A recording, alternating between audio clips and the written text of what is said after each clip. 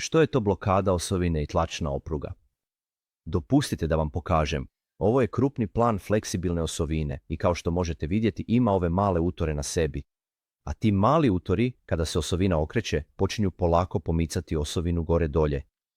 To bi bilo u redu, osim što, kada je osovina predaleko od kraja bušilice, postoji potencijalna mogućnost da se savije ako brzo udari u čvrstu prepreku i inercija se prenese uz osovinu.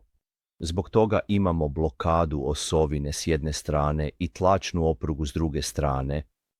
Ovo vam omogućuje da adapter između bušilice i osovine približite što je moguće bliže, odnosno do kućišta ležaja, i spriječava pomicanje osovine, jer će se ona pomicati samo onoliko koliko dopušta tlačna opruga.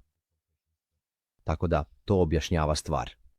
Ako vam treba pomoć, slobodno nam se obratite. Hvala vam.